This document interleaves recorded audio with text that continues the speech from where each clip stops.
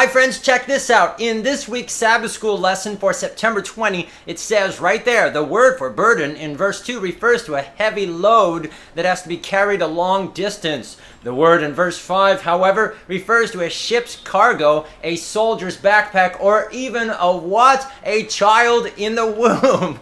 Whereas the former burdens can be laid aside, the latter cannot.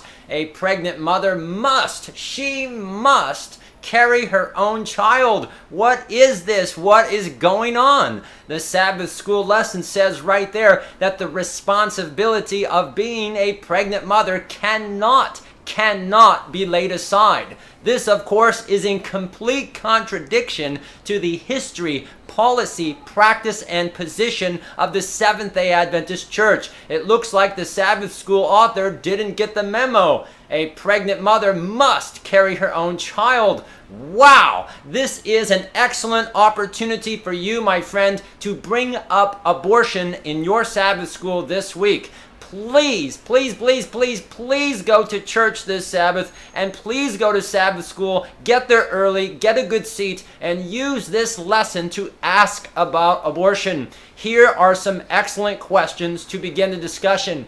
Number 1, why do the authors of the Bible consistently and unanimously define and describe the unborn as living human children? If the unborn are human, then why does the Adventist Church support and practice abortion? If people are surprised or if they're shocked by your questions, just tell them to read Ministry Magazine, August 1991, or tell them, hey, by the way, there's a really good documentary video online about the history of abortion in the Adventist Church, and tell them to go watch it. Ask if it is true that the unborn are human children, then why does the North American NAD Church honor the most notorious abortionist Edward Allred, who boasted of murdering more than 250,000 abortions? Why has the NAD labeled him as both the example and ambassador? Ask them, why has the SDA Church murdered more black Americans via abortion than the KKK did with lynching? Why did the angel Gabriel say that John was a son at conception and a son at birth? There are many great questions to ask, but when you are talking to Adventists about abortion, it is very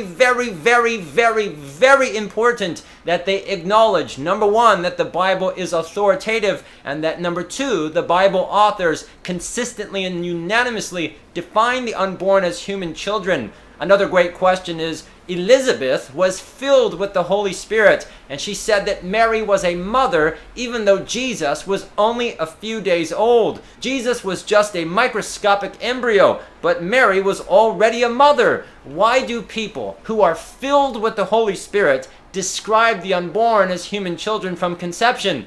And if we want to be filled with the Holy Spirit, then why is our church pro-abortion? When is violence ever an answer to our problems? Be sure to ask these questions in your Sabbath school, and please come back to this video and leave your comments down below to tell us how it went. We want to hear about your experience. If you didn't get to ask these questions on this Sabbath, don't worry, just go next week and say, hey, by the way, I have a question about last week's Sabbath school. Ask these questions, bring it up in Sabbath school, and please be sure to leave your comments down below and tell us what happened, and God bless.